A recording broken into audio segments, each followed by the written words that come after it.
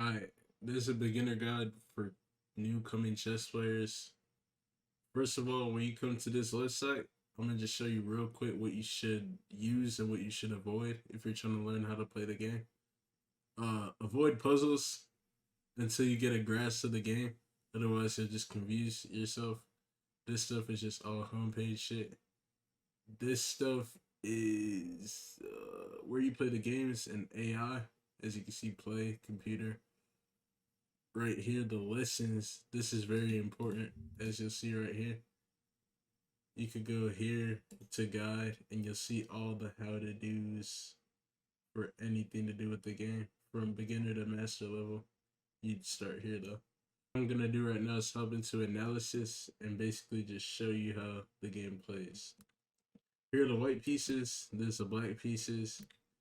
White always goes first, and I'm gonna basically just show you how each piece moves. So the pawns, these front row pieces, all of these, all of those, are pieces that can move up one and up two squares and can't move backwards, and they can only move up twice on this row, either row 2 or row 7. So basically, when a game starts, typically the most common moves you'll see is either d4 or e4 to take control of the center, because that's the whole point of the game. But for beginner purposes, there's no point in really covering any of this because I'm just trying to show you the moves. So say for example, I play this. These pawns can either do one square or two squares as it shows you. I do this, say my opponent does this. The other feature of the pawns is to capture. They can capture diagonally at any point. So this pawn can capture here, this pawn can capture here, here, so on and so forth. And one more important feature of pawns is that they're used to set up structure for the game. Say I play knight here and he closes the position. That's another thing you can do. Now these pawns can't capture each other ever since they can only capture diagonally. As you can see, this protects this, but it can't capture anything else. Except for when they make a pawn move. Say I take on e5 since I can capture diagonally, and they make a move like this, pawn to f5. You could take again, even though they're side by side, and this is called en passant. It's a very niche rule that doesn't really matter when you're a beginner, but it's just something nice to know. Anyways, next pieces are the knights. As you saw while I was playing the other opening, the knights can jump over any piece and they move in an L shape. So these knights' current moves are all like this, and these are the only possible moves. It's two squares and one square over. They can move like an L this way or an L that way. So as you see, if I just jump out the knights on both sides, this knight can go anywhere of these four squares because it's all two squares out and another square in for each direction. And knights can capture each other like this. On top of being the only pieces that can jump over other pieces, knights also really essential because whenever they check the king, which I'll get to in a bit, the king has to move regardless of what you do. So just to set up for example, I'm gonna move my knight to the side, move his knight, move this pawn, move this. If I check with my bishop, which is a piece we'll get to next, they move diagonally only.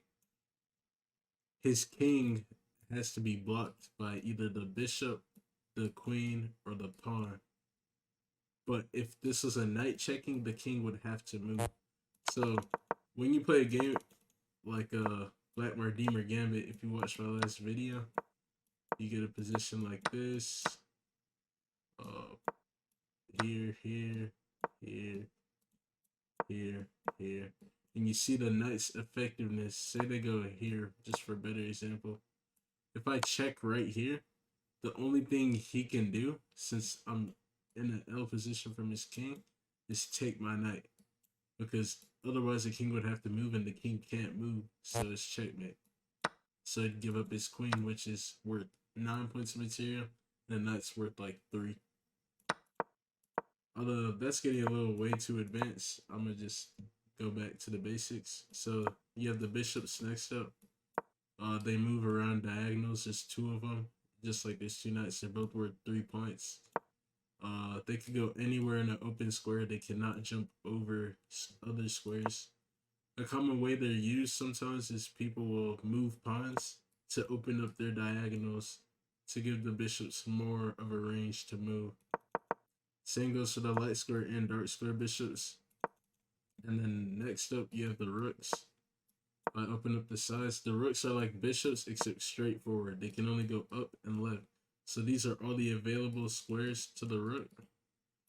And this is all the available squares to this rook. And basically, these are worth 5 points, and they're really strong when you free open your back rank and connect them.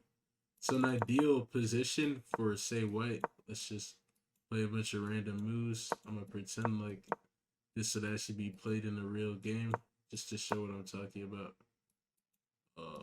Bishop out, knight here, here, here, castles, queen up, bishop out, here, pawn up, castles. It connects the two rooks.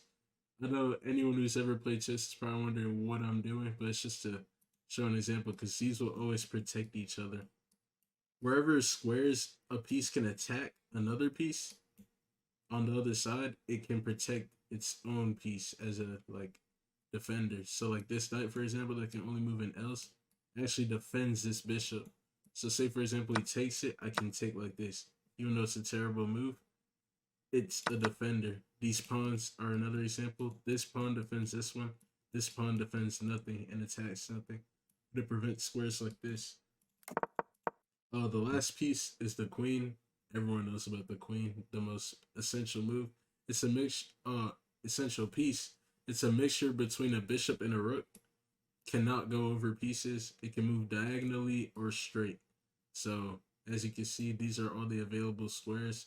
If I free open the board real quick, just to have an example of the queen's mobility, since it's so strong.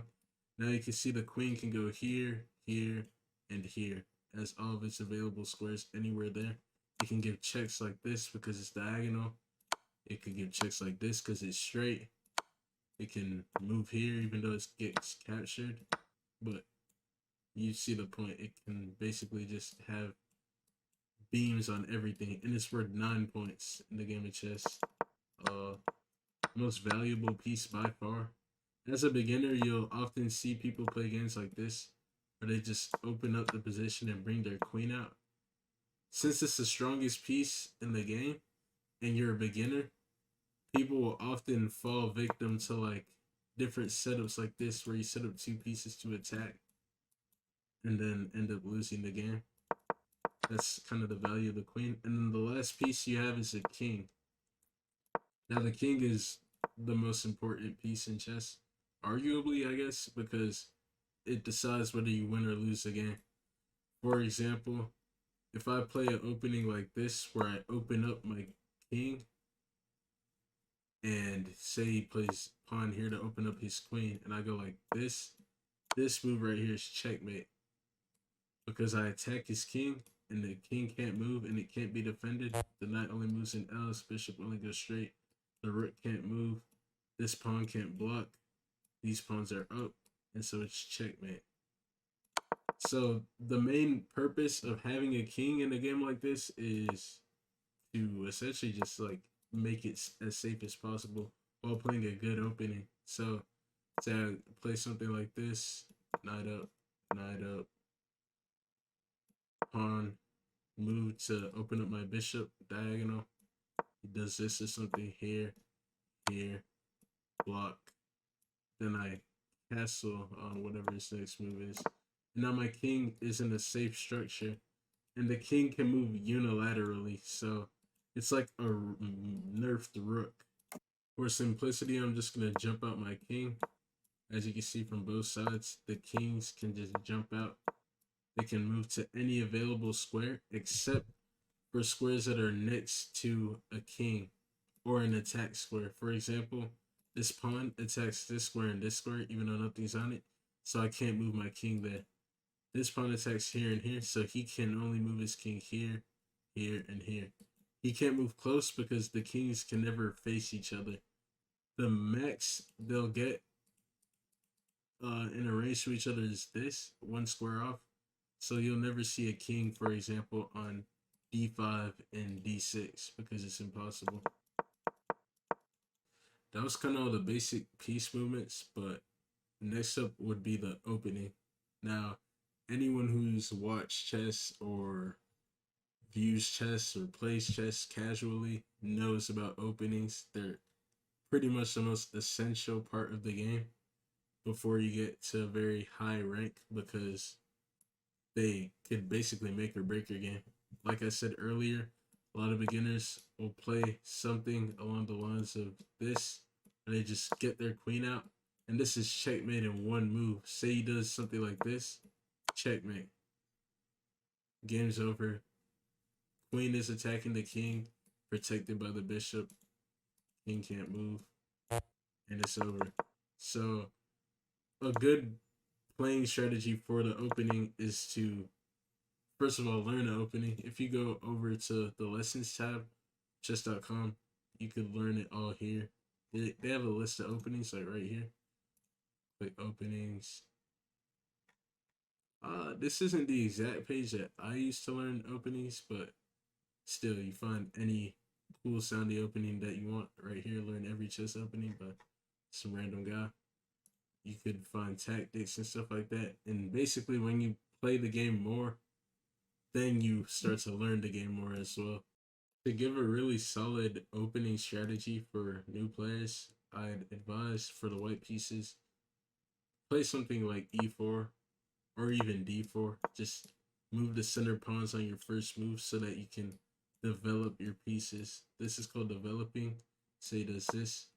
When I move my knight up, I'm developing my knight, getting it off the back rank. The goal of the opening is to get your pieces off the back rank and make them active to where they attack something.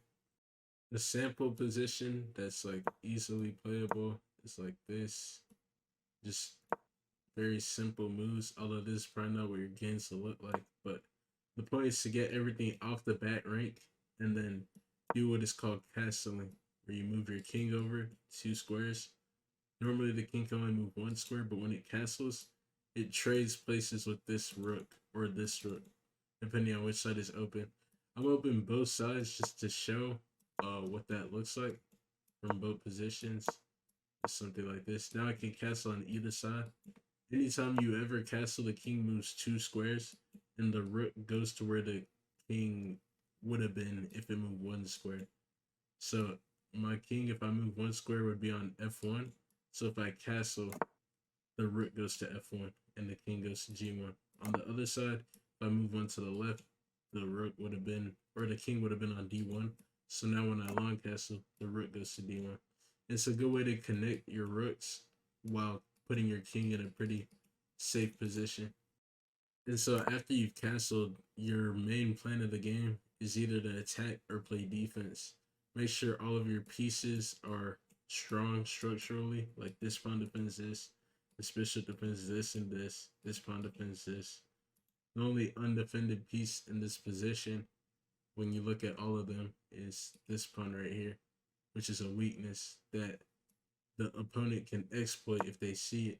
And then if you miss it with a move like this, and they take, and now you're into what's called a fort, where a knight's attacking 2 things at once with the L, and then you have to move and then lose a 5-point piece for a 3-point piece, and then you're losing, as you can see by the eval bar. By the way, when the eval bar is leaning towards the black side, when it's in the negative, that means black is winning. And then when it's in the positive, like right here, it means white's winning. But that doesn't really matter for beginners and even intermediates like me, to a certain extent, because it's based on the best moves that are played. For example, I could be winning in this scenario and still play some random move like this. And then, oh, that's still winning. But even then, go here, say I missed this move for whatever reason, and I go here. Then you can take my queen, and now you're completely winning. So the tide of the game can shift very easily. I'm going to play a game against a very low-rated bot just to show how the game generally works and what you should do. So to get to the bots, you go over here, or here if you're on the homepage, and you click computer. So there's the screen that you should see. You can see a list of different AIs with a bunch of different ratings, like 1200. The higher the number, the better the player. Ben Feingold, Grandmaster. 400, probably the easiest coach you'll find. 800. For purposes of this video, I think the beginning rating is 600. So I'm going to play up against Jimmy and just show how the game's played. You can choose right here whether you want to challenge, friendly, or assisted game. Assisted will basically show you, like with arrows, what moves you want to make. Challenge, you'll just play the game all on your own up against a 600 rated AI. But I'm going to just use assisted just to show you what that would look like. So he starts with his knight move. Typically, you want to take space in the center with your pawns.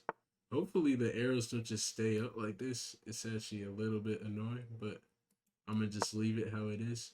You could always move your pawn when they attack with their knight because it makes them just have to back up because they're not attacking anything. And now look, I have a big, strong center, and he's going to have to try to find counterplay.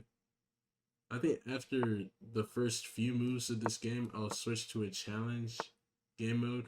He blundered his bishop just like that to my queen since it's unprotected. It's very sloppy, yeah. I'm definitely going to move over. So I'm back in the challenge game mode. Right now, I'm just going to go like this. I actually want to see if the bot will recognize this is attacking my rook completely. If I don't defend with the pawn or my knight, then I'll lose the rook. If I defend with my bishop, if I move my bishop here, it's not defended by any of these pieces because these pieces move like this, the knight moves like this, the rook can't move, and you see that there's an open square with no arrows pointed to it. So if I move my bishop here, he can easily take my bishop, and then my rook is still stuck, and then if I move like this, he'll just take my rook because he's up 2 pieces. I guess I'll try to win the position from this purposefully losing spot just to show the intricacy of the game. Because even though I'm losing right now by 8 points, there's always still a way to win. Hopefully I don't get cooked by a bot after saying that. That'd be kind of embarrassing. This bot's playing kind of good. I don't know why my mouse is getting stuck. Do y'all see this? Anyways, I'm gonna just play regular chess, castle my king, make sure it's safe. Now I'm in a good spot and I can begin to attack him, even though I'm down a bunch of material. I could go here. Since he's an AI, he might not see this threat. Yeah, 600 rated, I hit him with the exact same thing. He just moved his knight for no reason to where my pawn attacks, so I could just take. And just like that, in 2 moves, I'm already back into the game. Since I'm very experienced in this game and this bout's at 600, I'm going to do what's called a sack, where you trade a 3-point knight for a 1-point pawn or 2 points of pawns if he takes back to get an open position where I'm attacking his king almost with my queen and rook protecting each other and moving like this. So hopefully I can find a checkmate somewhere here. He just completely gives up this pawn, so I'm going to check him while taking his pawn. When you get checked, you have to defend your king or move or take the piece if you can. Otherwise, it's just an illegal move. So now I can stack pressure with this bishop, and now he's defending extra. I'm going to move my rook behind my queen to add more pressure. If you draw arrows, I find that helps with attacks because you can then see how many things you're attacking, or you can just count it out. If I take right here and he takes back, since I had 3 attackers and he had 1 defender, it's going to be checkmate pretty soon. I could just move like this. I really don't know what the best move is. Oh, I actually just missed something, I guess. Anyways, one thing I can do here is just take his bishop. Might take back with this king. If he does, I can go like this. The queen can move there and cause a check, which blocks C square, so he has to jump away since he had no defender. And now his rook is attacking my queen, but I can take his queen first because after I take his queen, as you can see, the line is with the king, so it'll be a check. And he can either take with this king or take with this pawn. And now I win his rook. Now I'm up 12 points of material, and the game should be light. I'm gonna just start taking his pawns. As you can see, all of these active squares that the queen has, the queen is a broken piece. Obviously, it can't get nerfed or anything like in other games, but just to exemplify how good the queen is, I'm gonna just use the queen to clean up the rest of this game. There's also another very important mechanic that I left out in the start of this game that I'm gonna show right now. The other very important thing about pawns, other than controlling the center of the board and protecting stronger pieces, is that when you get a pawn all the way from your 7 square if you're playing black, or the 2 square as white, all the way to the end, you can now promote and choose whatever piece you want in the game to promote it to. So, for example, I'm going to promote to a knight, and now I have an extra piece in the game. Now, if I move this pawn all the way up, I can get another queen. And the cool thing that queens can do after you do this is just, since they're all lasers, you can draw out the arrows to see what you cover. I cover all of this, and I'm trying to checkmate his king. So I could go like this, check. He's forced to go up because of this laser, and he has no defenders. Here, check. He's forced to go up because of these lasers. And if I wanted to, I'd checkmate him right here. But I want to show what a stalemate is. A stalemate is basically where you cut off the king and the opponent has no moves. So if I move my queen here, the game will be over and it'll be a draw. Why? Because I'm attacking all of this, I'm attacking all of this, I'm attacking all of this, and the king can't move, and he has no other pieces. So, stalemate, draw. It's a very important thing to look out for in case you don't want to lose your games. But anyways, if you enjoyed this tutorial, I know it's kind of sloppy, but I'm planning on making one for more intermediate players. So that one will be more clear cut. Make sure you like and subscribe, and thanks for watching.